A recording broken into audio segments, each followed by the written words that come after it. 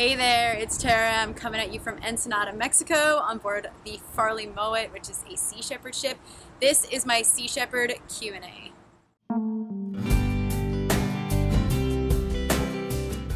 Got all of your questions here and I'm going to answer them about Sea Shepherd. If you have any more, post them in the comments below and I'll make another video. For now, we're going to start with how did I get involved with Sea Shepherd and how can you get involved with Sea Shepherd? I got involved 8 years ago. I heard of them through a high school presentation about people who inspired us in the environmental movement. Someone did a project on Paul Watson, heard about Sea Shepherd, I was inspired and knew that this was the path that I wanted to take in life.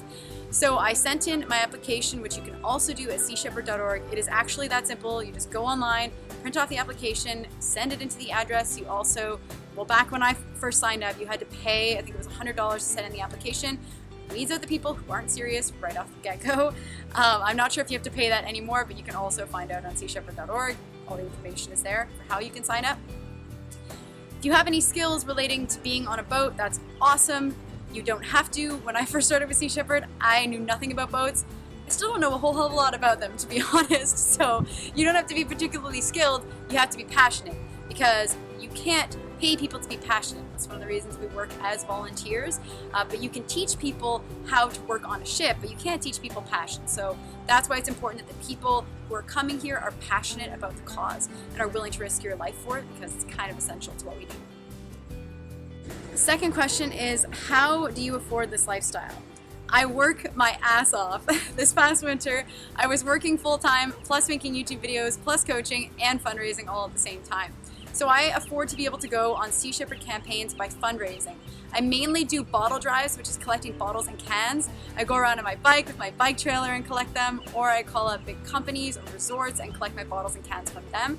Bring them over to the bottle depot. I think you get 5 to 10 cents a can, sometimes 20 cents depending on how big they are. That is how I fundraise. I've also had an online campaign and fundraise within my community.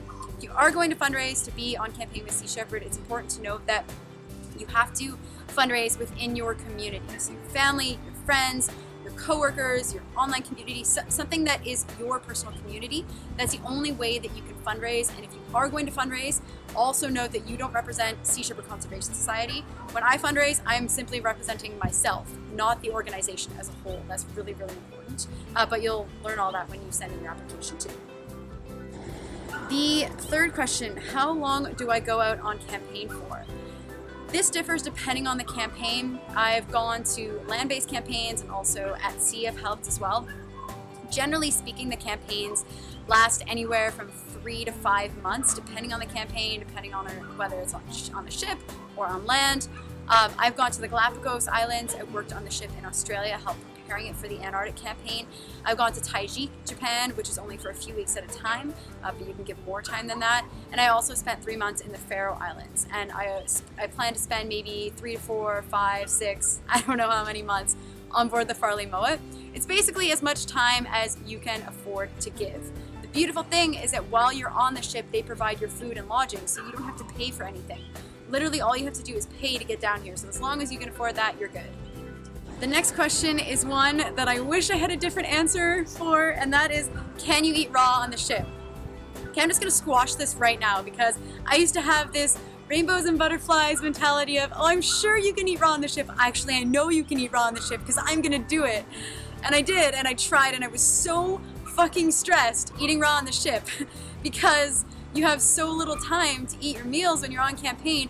We're not here to eat raw. You're here for helping the oceans, helping animals. And that's something I really had to let go of because I wanted to eat raw on the ship so bad. I wanted to maintain my diet, and I eventually just had to give that up. So if you harbor any hopes or dreams about eating raw on the ship, just forget about them right now if you want to come and volunteer with Sea Shepherd.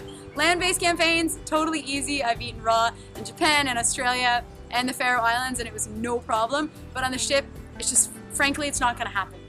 And that brings me to the next question of, are there not fruits and vegetables on the ship? Yes, there are fruits and vegetables on the ship, but you have to remember you have a crew anywhere from 20 to 40 people on the ships, and everyone has to eat. So you can't hoard all the fruit, and there's no time to think of ripening schedules or finding fresh fruit. Honestly, I've found I'm now eating a combination of cooked and raw food on the ship because it's just what I had to do. found it way more stressful to eat raw on the ship because I had to constantly think about what I was gonna eat, when I was gonna eat it, how I was even gonna try to find time to prepare the food, because there's no time for that. And frankly, the truth of the matter is that after a long, slogging, hard day when you've been on deck and you're working your ass off, 8 to 12 hour shifts depending on whether you're prepping for campaign or on campaign, the last thing you want to worry about is what you're going to eat. When food is put in front of you, you eat it and you're done. And I find that this way of eating, for me, is so much less stressful and it takes the guesswork out of it. So I was willing to compromise my diet to be on the ship, and that's a conscious choice that I made. And it's worth it for me, because for me, Sea Shepherd is my passion. So if it's worth it for you, awesome. I mean, it's really not that big of a deal. It's just food when it comes down to it. You can always eat raw when you're not on the ship, like I do. The next question is, would the cook prepare any raw foods? Absolutely, and they often do prepare raw foods, but they're more like snacks and desserts and sometimes smoothies. I have actually been eating smoothies for breakfast, so I always have a raw breakfast, and then I eat raw snacks, and then I eat whatever food they put out for lunch and dinner, which is always vegan. And that in and of itself is so awesome. And some of our ships are even starting to grow greens and sprouting, so it's baby steps, and maybe one day it will be possible to eat all raw on the ship, I hope, but you just never know. I mean, the food being prepared is not all that bad. They try to use minimally processed ingredients, whole foods, fruits, vegetables, nuts, seeds, beans, legumes, that kind of thing. It's really not that bad. And the last question is, what do I do on the ship? So on the ship, I'm a deckhand, which means I do general maintenance, painting, grinding of rust, prep, working with ropes and hauling up nets. That's what I'll be doing on this campaign. So it's a lot of physical labor, and that's why you just eat whatever's put in front of you, because you're so friggin' ravenous by the time mealtime comes around that you can't even think about prepping food. You know, what Paul Watson always says is, it is the hardest work you will ever love, and that is absolutely the truth. So I hope you guys like this Q&A about Sea Shepherd. Again, if you have any more comments, post them in the comment section below. And this campaign will be announced sometime in the near future, so I can't say too much about it, but you will find out if you do check in with Sea Shepherd regularly. I'll also make videos once we have announced the campaign, and I will see you guys next time.